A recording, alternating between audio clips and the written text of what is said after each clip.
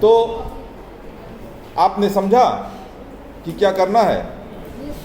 तो अब बताइए कि 5 यूनिट में आपका किस पोर्शन में प्रॉब्लम है? हैं? प्रॉब्लम नहीं है, बस ये पूछना था कि जो हमारा टॉपिक है उसमें हम कितना किन किन चीज़ों को एक्सप्लेन करें। जो टॉपिक है जैसे ग्लोबल रिकॉग्निशन ऑफ CSR, हाँ। पहले हम उसमें उसके CSR का इमरजेंस कैसे हुआ ये बताएंगे। नहीं नहीं नहीं नहीं नहीं, तो वो जितना global emergence of CSR, why CSR is taken as so important globally? बस आपके पास कुल 40 मिनट है, ठीक है। अब 40 मिनट में आप केवल उसको 30 मिनट मान के चलिए। 30 मिनट के अंदर आप जितना भी टॉपिक है उसको बांट लीजिए। टॉपिक में कुछ टॉपिक ऐसे हो सकते हैं जो क्लिष्ट हो सकते हैं, जिसमें एग्जाम्पल देने की ज़रूरत हो सकती है। आफ्टर ऑल उद्देश्य केवल बकबका देना नहीं है, हाँ, उद्देश्य समझाना है। और ये तब होगा जब आप समझ जाएंगे। पहले आपको समझना है, फिर समझाना है।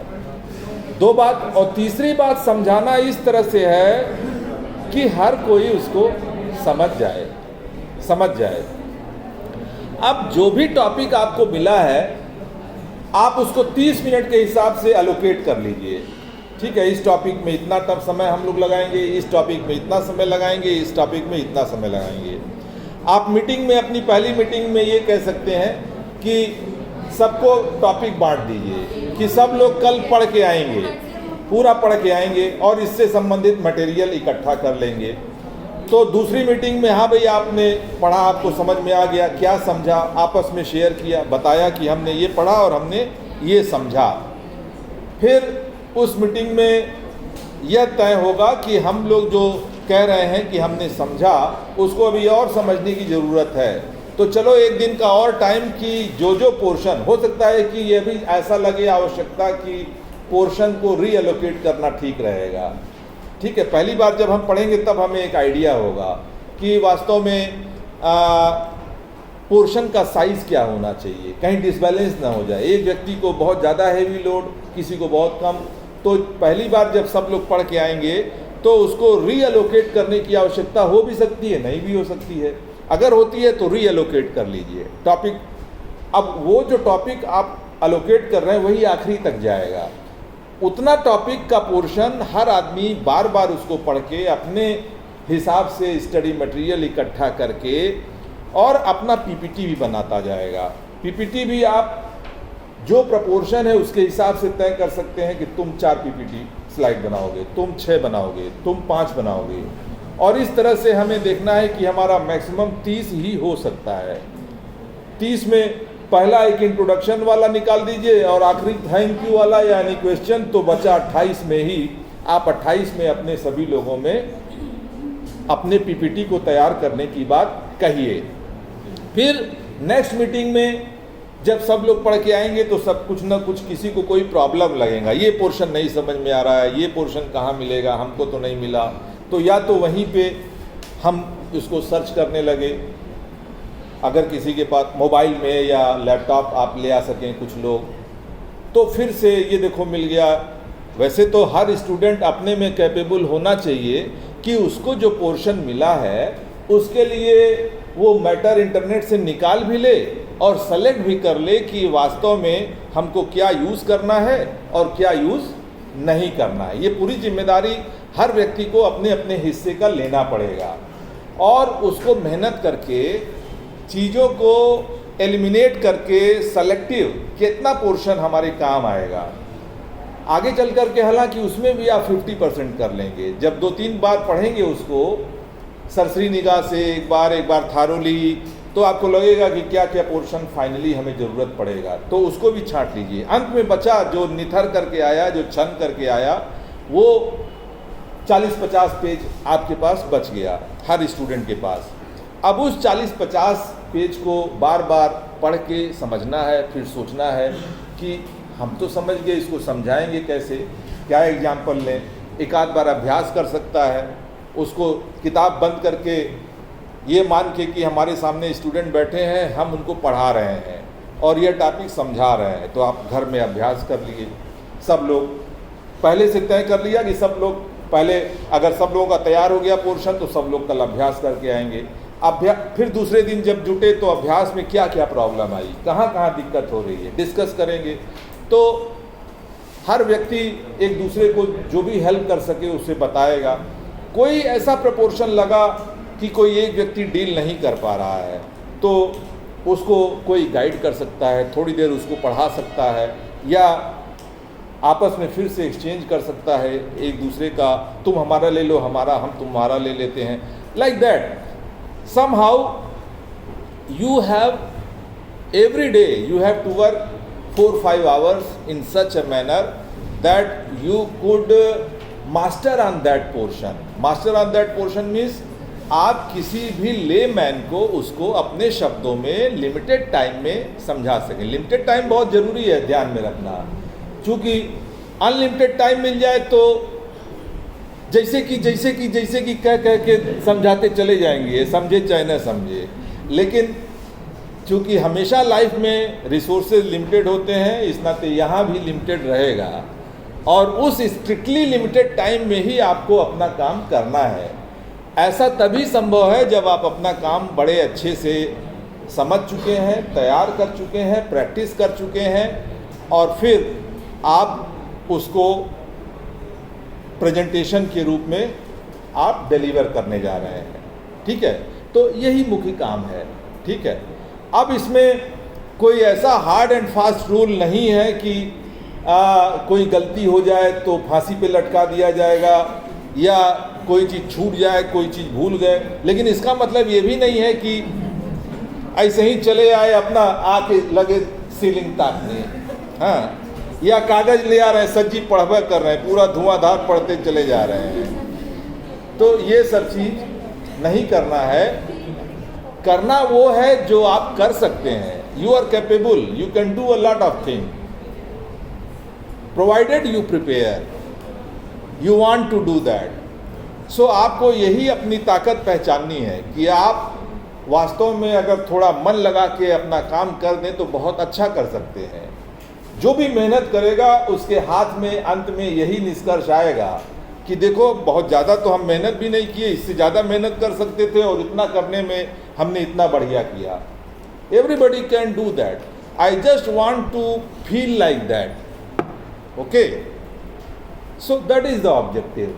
तो एक लाइन में फिर से सारी बात कही जाए तो आपको अपने सहपाठियों को वो पोर्शन जो आपके ग्रुप ने आपको दिया है वही पढ़ाना है। बहुत मुश्किल काम तो नहीं है ये, है? हो जाएगा सबसे? पूरा प्रयास नहीं कहा जाता है, हो जाएगा। ऐसे जब कहा जाता है तो मनवा में कुछ डर और शर्म रहता है। हम कहे हैं कि हो जाएगा, नहीं होगा तो क्या होगा। सो एक तरीका ये भी है कि अपने सामने चैलेंज रखो, चैलेंज, अपने को चैलेंज करो कि हम ये करेंगे। हमने कह दिया हम करेंगे, अब कह दिया करेंगे तो किसी भी रो के चाहे गा के, जी के चाहे मर के करना है। इसको कहते हैं कि अपने को चैलेंज करना। ठीक है, तो हमने कोई ऐसा काम नहीं दिया है जिसमें कि कोई बेहोश हो जाए, कोई मर जाए, किसी को हार्ट अटैक आ जाए। ऐसा काम नहीं न दिया है। ऐसा काम दिया है जो वास्तव में हर व्यक्ति को कर ही लेना चाहिए, क्योंकि आपको एग्जाम तो देना ही है। एग्जाम तो सबको देना है ना। कोई ट्रायल के लिए नहीं ना यहाँ पे आता है कि देखा जाएगा, मन होगा देंगे, मन होगा नहीं देंगे। तो वो अब बस से निकाल ले अपने को ग्रुप से, है ना। तो जितने लोगों को एग्ज़ाम देना है, पढ़ना तो भैया है, इसी बहाने तैयार भी हो जाएगा आपका, हाँ, आपकी तैयारी हो जाएगी।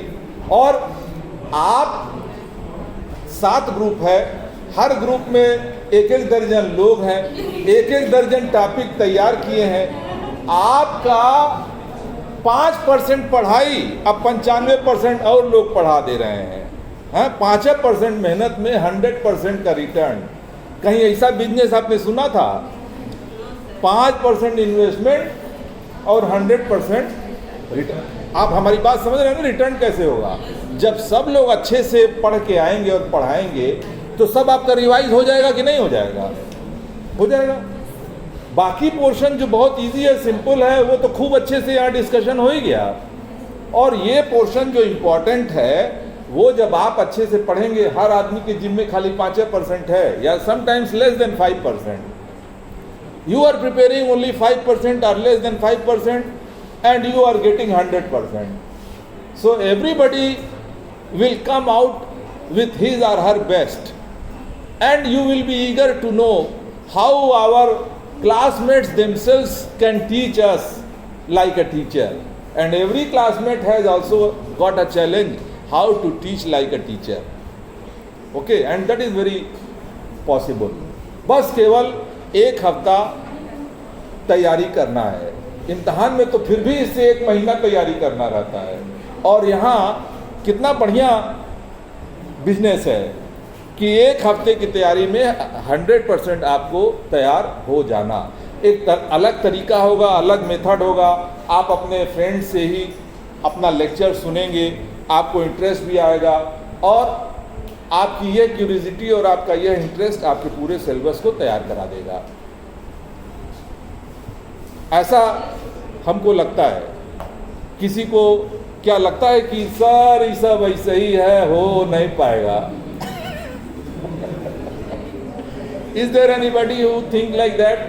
हमने कहा है कि आपको कोई हिचक नहीं होना चाहिए, आप हमसे बिल्कुल ओपनली डिस्कस कर सकते हैं और अगर आप हमारी बात को डिसएग्री करते हैं तो आपको कोई सज़ा नहीं मिलेगा। हम बस अधिक से अधिक यही पूछेंगे कैसे, काहे, अधिक से अधिक। So does anybody want to add anything to this plan so that this plan could be improvised? Yes, this is my plan, but you can further add something, you can change something so that this plan could become more useful for all of you. So anybody wants to add anything? चलिए, इसके लिए आपको समय जब चाहे तब आप add कर सकते हैं। Any time you give suggestion, because I believe you can also give very useful suggestion,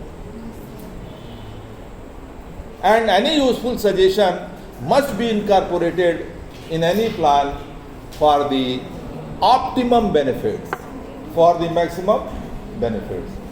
Do you agree with me? Yes, sir. Okay, now let us come on to the Indian scenario.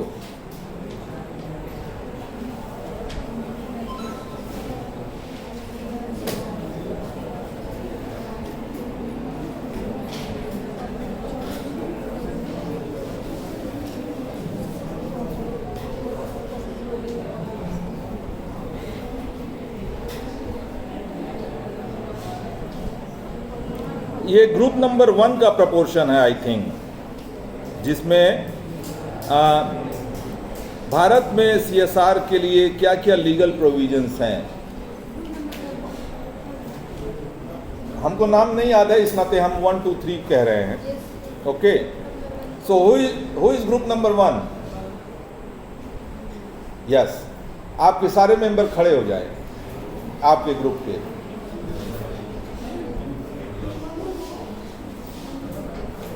आपके group के सारे member खड़े हो जाएं। कैसा group है? 4 8 हैं, 5 हैं?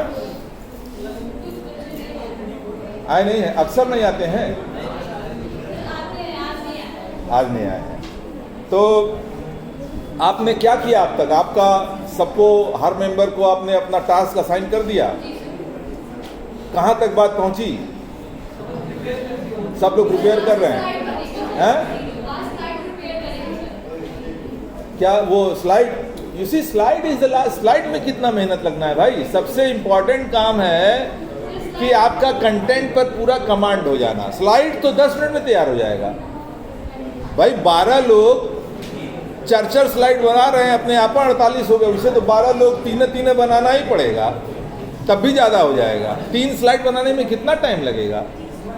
सब लोग स्लाइड ले आएंगे, लास्ट में सब कंपाइल हो जाएगा, कोई एक व्यक्ति उसका एनिमेशन वगैरह फाइनल कर देगा। तो slide banana, you see what happens, exam में भी ऐसे होता है कि हम अक्सर लेस इम्पॉर्टेंट चीज़ पर ज़्यादा समय खर्च कर देते हैं, तो ज़्यादा इम्पॉर्टेंट चीज़ पर समय हमें बचता ही नहीं है। So resource allocation is very important. Your resource is time, time and energy. आपके मेंबर्स कितना थक जाएंगे पढ़ने में और उनके पास कितना टाइम है।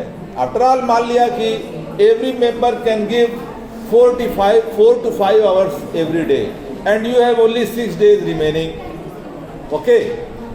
तो इन दैट केस हमेशा 7 दिन बचा है तो 6 दिन मानिए, 30 स्लाइड बनाना है तो 28 मानिए, ठीक है। लाइक दैट सम रिड्यूस करके प्लान करिए, चूँकि जब एक्चुअल में हम जाते हैं तो वास्तव में जो हमारा प्लान होता है उससे ज़्यादा या एक हम फ्लक्चुएशन रखते हैं तो हमें मैनेज करने में आसानी होती है, ठीक है। तो स्लाइड प्रिपरेशन तो कोई काम है या नहीं है, वास्तव में काम है। स्लाइड प्रिपरेशन में कितना टाइम, अगर आपका मैटर इकट्ठा हो गया एक स्टूडेंट का तो हार्डली 1 hour, 3 स्लाइड बनाने में कितना समय लगेगा, 1 घंटा ही तो लगेगा अधिक से अधिक।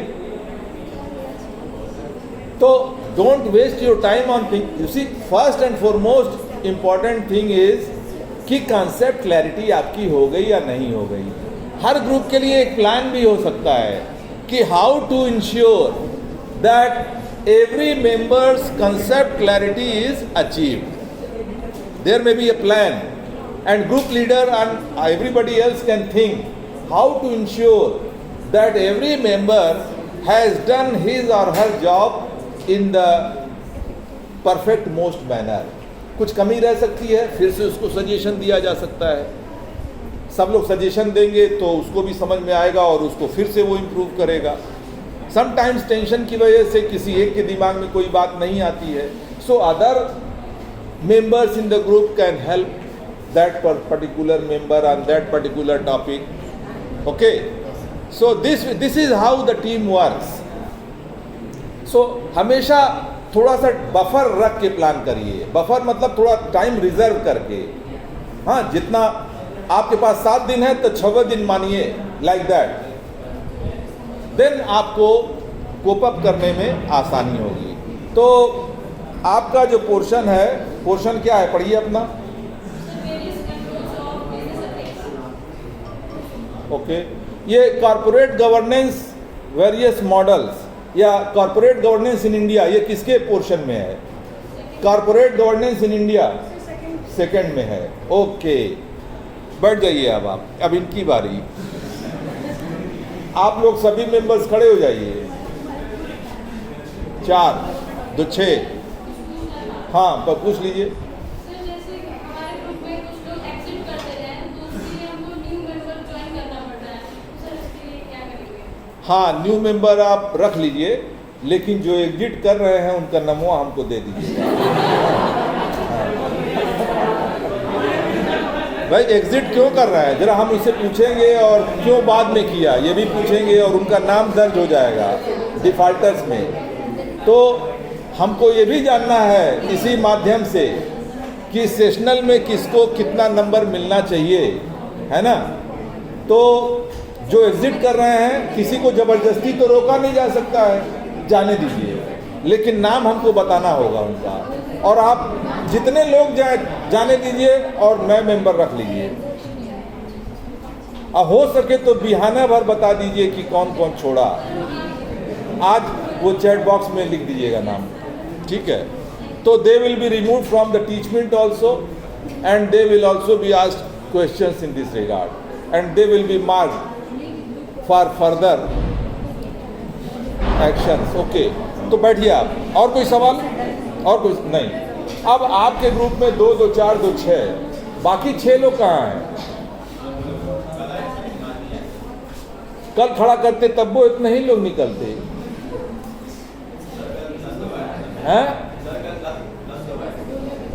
अब हम वेरीफाई तो कर नहीं सकते हैं, तो आप 10 कह दीजिए, 12 कह दीजिए, 11 कह दीजिए। हाँ, इतना क्लियर नहीं बैठे हैं। सो who is preparing this portion? Corporate governance in India. Who is preparing? Yes, good. अब आप खड़े रहिए, बाकी सब लोग बैठ जाइए। क्या पढ़ाई की आपने? सिर्फ कॉर्पोरेट गवर्नेंस होता क्या है, इसके प्रिंसिपल्स क्या हैं, और फिर उसके बाद से थोड़ा review corporate governance in India और फिर कौन रेगुलेट करता है, ये सारी चीज़ें। कॉर्पोरेट गवर्नेंस के लिए भारत में कौन कौन रेगुलेटर्स हैं? Who are the regulators who are regulating corporate governance in India? एक और पार्टनर है, उसकी प्रिपेयर कर रहा है। आप कर रहे हैं? सर दोनों लोग। तो who are what are the institutions or regulatory bodies which are taking care of corporate governance in India? सुनिए, बात नहीं करिए प्लीज, बात सुनिए सबकी। हाँ बोलिए आपसे। रेगुलेशन ऑफ कॉर्पोरेट गवर्नेंस में बहुत सारे इनैक्टमेंट्स, रेगुलेशंस, गाइडलाइंस आई। पहला है कंपनीज एक्ट 2013, उसमें बहुत सारे। लेकिन 2013 के पहले कंपनीज एक्ट 1956 था। तो आपको ये भी बताना होगा कि 56 में बहुत सारी कमियां थी, जिससे कि लगा कि अब इसको रिवाइज करना है। इसलिए 56 साल बाद Indian companies act 1956 was revised, and therefore there came into being a new Companies Act, Indian Companies Act 2013, and it has enough good arrangements, good proportion of arrangements for regulating corporate governance. ठीक, चलिए इसके आगे बताइए। Next SEBI है, security exchange. Good good. Next है listing agreements, जितने भी stock companies हैं, Good. स्टॉक मार्केट में लिस्ट होना कंपलसरी है, कि बिना लिस्टिंग के कोई भी शेयर इशू नहीं कर सकते। Good, very good. नेक्स्ट और आईसीएआई अकाउंटिंग स्टैंडर्ड इशू करते हैं। बहुत अच्छा ये तैयार कर रहे हैं, ये बिल्कुल बढ़िया से अपनी तैयारी कर रहे हैं। अब इतनी देर इनसे बात करने पे पता चला कि हाँ ये पढ़ रहे हैं, तैयारी कर रहे हैं और इनको सारी चीज़ें एक आइडिया लग चुकी हैं। ठीक है, तो दिस वे हर ग्रुप में हर मेंबर्स को इस तरह से टाइम देना होगा। अब तक आपने कितना घंटा इस प्रिपरेशन में खर्च किया है? रोजाना नहीं, अभी तक 2 ही घंटे में इतना तैयार हुआ है। कहीं आपने कितना घंटा तैयारी की? सर बिगनिंग से टॉपिक एलोकेशन वगैरह उन सबको लेकर के तो रोज ही होता है जब से। आप ग्रुप लीडर हैं?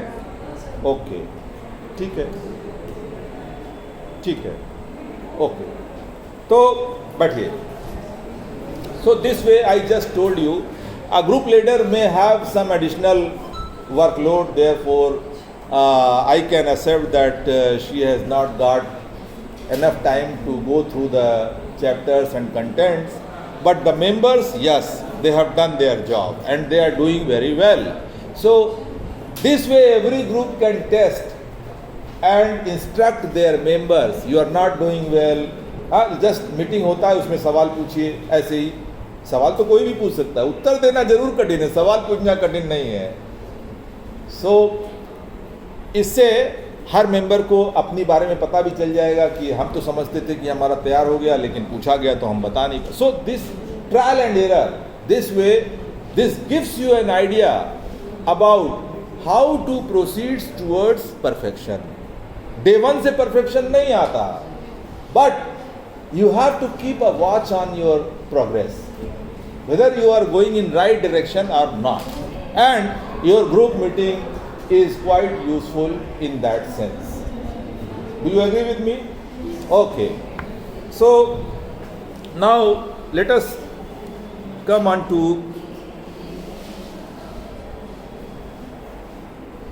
in fact जो मेजर रेगुलेटरी बॉडीज हैं जिनका कॉरपोरेट गवर्नेंस पे निगाह रखता है, या यूँ कहें कि जो भारत में कॉरपोरेट गवर्नेंस को का मार्ग प्रशस्त करते हैं, या उनके लिए माहौल तैयार करते हैं, या इंश्योर करते हैं कि यहाँ कॉरपोरेट गवर्नेंस राइट मैनर में कैसे प्रोसीड करे, उसके लिए कम से कम ये 9 संस्थाएं बहुत इम्पॉर्टेंट हैं, जिसमें से कई को इन्होंने बताया भी, जैसे इंडियन कंपनी एक्ट 2013, किताब में भी यही लिखा है जो इन्होंने बताया, लेकिन जब ये पढ़े होंगे तो बात 1956 से शुरू करेंगे, क्योंकि मेजर कंपनीज एक्ट वही है। Then security contracts regulation act 1956, then third securities and exchange board of India act 1992, the listing agreements of the Indian stock exchange 31 December 2015, the National Depositories Act 1956, the Chartered Accountants Act 1949, the Company Secretaries Act 1980, Financial and Accounting Standards, Corporate Governance, Rating Mechanism, etc.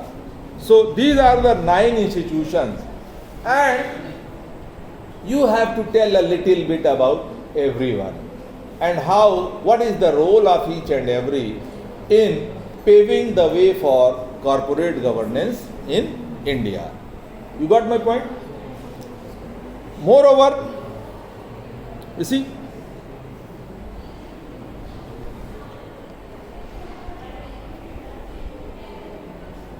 (2013) में जो Indian companies act revise किया गया, वास्तव में उसमें के लिए क्या प्रयास किया गया जिससे कि कॉर्पोरेट गवर्नेंस के लिए एक समुचित माहौल बन सके। तो उन मेजर जो एफर्ट्स हैं उसमें पहली बात रिपोर्टिंग स्टैंडर्ड्स को बढ़ाया गया कि हर कंपनी को साल के अंत में अपने एनुअल रिपोर्ट सबमिट करने होते हैं। रिपोर्ट इसलिए कि जो इन्वेस्टर हैं, जो शेयर होल्डर हैं, जो सप्लायर है, या every stakeholder should become aware of the health of the company, how things proceed in the company, whether it is सब कुछ ओके है कि नहीं कंपनी में। ऐसा आश्वस्त करने के लिए हर कंपनी को साल के अंत में अपने एनुअल रिपोर्ट्स के साथ आना होता है। पहले बहुत सिंपल बैलेंस शीट हो गया, कैश फ्लो स्टेटमेंट हो गया, फंड फ्लो स्टेटमेंट हो गया, और कुछ और स्टेटमेंट्स बस सबमिट करने होते थे। लेकिन 2013 में जो कंपनीज एक्ट रिवाइज किया गया, इसको और रोबस्ट बनाया गया, और इसके अलावा higher auditing accountability, auditing company में लेखा जोखा, उसका स्टेटस, अकाउंटिंग स्टेटस, सब कुछ ठीक जा रहा है कि नहीं, इसको सुनिश्चित करने के लिए ऑडिटिंग की व्यवस्था बनाई गई है। लेकिन ऑडिटिंग की व्यवस्था जब तक रिगरस नहीं होगी, सैंपल ऑडिटिंग भी होता है, सैंपल चेक करके रिपोर्ट दे देते हैं, तो एक चार्टर्ड अकाउंटेंट जो ऑडिट करता है उसको इजीली ना ले, टेकन फॉर ग्रांटेड ना ले, तो बहुत सारे चेक्स एंड बैलेंसेस क्रिएट किए गए इस नए प्रोविजंस के माध्यम से। तीसरा, जो risk management, risk is very important, and if company fails to understand the risk, then all the stakeholders fall in trap to this risk. So in order to safeguard all the stakeholders, risk management strategy was emphasized much more now onward. Fourth, emphasis on investor protection. Investor जो पैसा अपना लगाते हैं उनको ज़्यादा सुरक्षा कैसे दिया जाए। कंपनी में तो पैसा लोगों ने लगा दिया, मैनेजर्स कॉम्पिटेंट नहीं हुए, पैसा डुबो दिए, ऐसे निर्णय लिए कि कंपनी फेल कर गई। Who is responsible there? If this situation prevails, हमेशा अगले बार इन्वेस्टर भय खाएंगे, डरेंगे, इन्वेस्ट नहीं करेंगे। और अगर ऐसा माहौल किसी देश में हो जाए कि इन्वेस्टर डरने लगे, इन्वेस्टमेंट करने से भागने लगे, तो यह देश की अर्थव्यवस्था के लिए नुकसानदेह होगा कि नहीं होगा? It will become fatal. It will become very dangerous for the economy as a whole. So, broader emphasis was laid on the risk management process. Then, composition of board of directors members and their responsibilities. जो board of directors नियुक्त करते हैं share holders, उनका composition और carefully उसको ऐसे नियम बनाए गए जिससे कि उनका कंपोजिशन एक सॉलिड कंपोजिशन हो, ऐसे लोग ही उसमें आ पाएँ जो किसी कंपनी का प्रबंधन करने के लिए एफिशिएंट हों। ऐसे प्रोविजंस बनाए गए जिससे कि constitution of board of directors could be balanced and proper and they could be held later on for the responsibilities. Then board committees, there are various committees constituted by the board of directors and sometimes by the shareholders themselves. How this provision for constitution of committee can not only safeguard the companies but also pave the way for a good governance, ultimately or finally an environment for good corporate governance could be ensured by all these means. Then next, inclusive corporate social responsibility. Inclusive corporate social responsibility मतलब कि हर व्यक्ति को corporate governance में responsible कैसे बनाया जाए, जिससे कि सभी को अपनी अपनी भूमिका का अंदाज़ा हो, सभी को उसका संज्ञान हो। और lastly compulsory whistle blower mechanism. Whistle blower mechanism क्या है? विसल ब्लोअर उसको कहते हैं जो किसी व्यवस्था की कमियों को, जैसे भ्रष्टाचार, बेईमानी, कोई इम्बेजलमेंट, कोई फ्रॉड हो रहा है और उसके बारे में वो बताना चाहता है, लेकिन डरता है कि हम बताएंगे तो ये जो क्रिमिनल्स हैं ये हमारी हत्या कर देंगे, या कहीं बात हम बता रहे हैं और कहीं सुनी न जाए और हमारा नाम भी बाहर आ जाए। कोई भी जो इस तरह के क्रिमिनल एक्टिविटी का पर्दाफाश करता है वह चाहता है कि हमारा नाम सामने ना आए। ऐसा होना भी चाहिए कि यदि कोई व्यक्ति इतना जोखिम ले करके कहीं किसी भ्रष्टाचार को बता रहा है तो उसकी रक्षा सुनिश्चित की जाए, जिससे कि क्रिमिनल्स तो हमेशा ऐसे व्यक्ति को नुकसान पहुंचाने की कोशिश करेंगे, जिससे कि और कोई ऐसी जुर्रत न करे, हिम्मत न करे। तो विसल ब्लोअर उनको कहते हैं जो किसी संस्था में भ्रष्टाचार को उजागर करते हैं। और लगभग सभी देशों में, हमारे देश में भी ऐसे ही विसल ब्लोअर के प्रोटेक्शन के लिए तमाम प्रोविजंस किए गए हैं। हमारे इन विभिन्न रेगुलेटरी जो प्रोविजंस हैं उनमें भी ऐसे विसल ब्लोअर के लिए तमाम तरह के सुरक्षात्मक उपाय सुनिश्चित किए गए हैं। इस प्रकार एक कॉरपोरेट गवर्नेंस के हेल्दी एटमॉस्फेयर के लिए ये 9 टूल्स हैं, 8 टूल्स हैं जो यह सुनिश्चित करते हैं कि वास्तव में हमारे देश में कॉरपोरेट गवर्नेंस के लिए एक समुचित माहौल तैयार हो।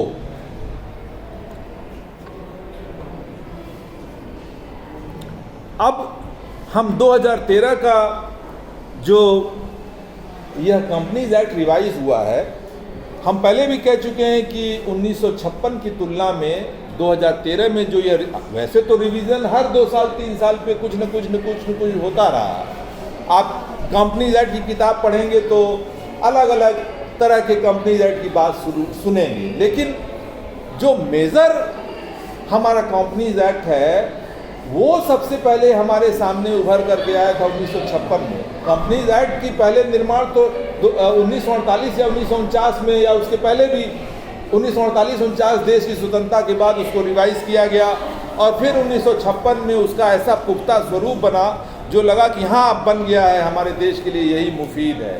लेकिन स्थितियाँ चेंज होती रहती है, बिजनेस इन्वायरमेंट बदलता रहता है और उस बदलाव के साथ हमारे जो रेगुलेशन मेथड है, जो हमारे एक्ट हैं, जो हमारे प्रोविज़न हैं, उनमें भी परिवर्तन करने की आवश्यकता पड़ती रहती है। और इन सब को धीरे धीरे ले जा करके कहीं हम एक मेजर चेंज करते हैं जो फिर से वह एक नया माइलस्टोन कहलाता है। यानी एक मेजर एक्ट हमें जो 1956 के बाद मिला वो 2013 में। अब इस 2013 में जो कंपनीज एक्ट रिवाइज हुआ, वास्तव में कारपोरेट गवर्नेंस को लेकर के ही इसमें 8-10 बड़े सॉलिड प्रोविजंस थे।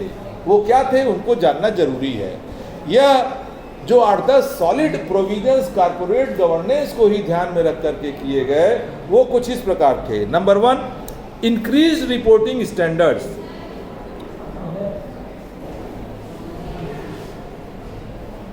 जो रिपोर्टिंग स्टैंडर्ड्स डिसाइड किया गया वो तो कंपनीज एक्ट में ही बनाया गया। जब आपने कॉर्पोरेट अकाउंटिंग पढ़ा था तो शेड्यूल ए, शेड्यूल बी, ये सब पढ़ा था ना कंपनी अकाउंटिंग में, कि किसी कंपनी का बैंक का अगर बैलेंस शीट बनना है तो इस तरह से बनेगा, बैंक का प्रॉफिट एंड लॉस बनना है अकाउंट तो इस तरह बनेगा, इंश्योरेंस कंपनी। तो ये सारी जो जिम्मेदार संस्थाएं हैं उनका स्वरूप फिक्स कर दिया जाता है, ताकि अपने से कोई कहे देखो हो तो गया, लो बैलेंस शीट, अब बैलेंस शीट में कुछ रहबे न करे, बैलेंस शीट काम लायक हो, इसके लिए उसका प्रोविजन कि इतना इतना इतना इतना चीज जरूर हो। तो सबसे पहला चीज कि जो रिपोर्टिंग स्टैंडर्ड्स था उसको बहुत अच्छे से रिवाइज किया गया और उसको बहुत स्ट्रिक्ट बनाया गया। दूसरा, रिस्क मैनेजमेंट, कैसे रिस्क मिटिगेशन प्रोसेस ज़्यादा रोबस्ट हो, इसके लिए अनेक प्रावधान किए गए। तीसरा, कंपल्सरी विसल ब्लोइंग मैकेनिज्म, हर कंपनी में विसल ब्लोअर की सुरक्षा के लिए किस प्रकार से व्यवस्था सुनिश्चित की जाए, इसके लिए कंपल्सरी प्रावधान इंडियन कंपनीज एक्ट 2013 में किया गया।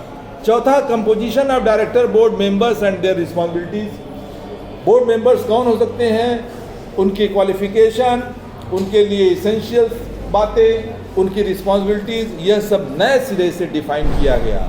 बोर्ड कमेटीज़ की बात अभी हमने की, inclusive corporate social responsibility, social responsibility को और ज़्यादा CSR का प्रावधान सबसे पहले लाया गया।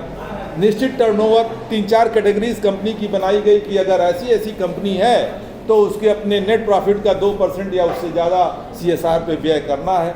जब कंपनी को कॉर्पोरेट सोशल रिस्पॉन्सिबिलिटी की ओर जाने के लिए हम बाध्य करते हैं तो इससे भी कॉर्पोरेट गवर्नेंस को बल मिलता है। और इस विचारधारा के साथ इस कंपनीज एक्ट 2013 में कॉर्पोरेट सोशल रिस्पॉन्सिबिलिटी को सबसे पहले एक कंपल्सरी प्रोविज़न, मैंडेटरी प्रोविज़न के रूप में इंट्रोड्यूस किया गया। आशा है कि आने वाले वर्षों में यह लगभग सभी कंपनियों के लिए किसी न किसी रूप में, किसी न किसी प्रोपोर्शन में मैंडेटरी हो जाएगा। नेक्स्ट, इन्वेस्टर प्रोटेक्शन बहुत इंपॉर्टेंट है। इन्वेस्टर तो दूर से आपके प्रॉस्पेक्टस के, आपके एनुअल रिपोर्ट्स को पढ़ करके और अपने एक्सपीरियंस के आधार पर आपके बारे में एक अंदाज़ा लगा करके आपकी कंपनी में विनियोजन करता है। लेकिन इन्वेस्टर्स को अगर बार बार नुकसान होगा, उनको शॉक लगेगा, तो इससे इन्वेस्टमेंट के माहौल को धक्का पहुंचेगा। तो इस तरह का माहौल ना उत्पन्न हो, इसके लिए इन्वेस्टर्स प्रोटेक्शन इंश्योर करना बहुत ज़रूरी है। और यह इस नए कंपनीज एक्ट में बहुत दमदारी से इस काम को किया गया। और लास्ट में हायर ऑडिटिंग अकाउंटेबिलिटी, ऑडिटर्स को भी इसमें लाया गया, ताकि ऑडिटर्स जो सर्टिफाई करते हैं कि इनका अकाउंट दुरुस्त है, true and fair value represent करता है बैलेंस शीट, उनको भी और जिम्मेदार बनाया जाए। यदि बाद में अगर किसी नियम का उल्लंघन पाया जाता है तो किस प्रकार से उनके लिए दंड की व्यवस्था, यह सब सुनिश्चित करते हुए, इसके अलावा अकाउंटिंग स्टैंडर्ड्स में परिवर्तन, नित्य नए उस पर शोध, ये गैप, इंडियन गैप के बारे में नए तरीके से सोचना, ये सारे ऐसे प्रावधान थे खास करके इंडियन कंपनीज एक्ट 2013 में, जो कॉरपोरेट गवर्नेंस के माहौल को एक अच्छा टच देने या एक अच्छा ग्राउंड प्रिपेयर करने के लिए बहुत महत्वपूर्ण माने जाते हैं।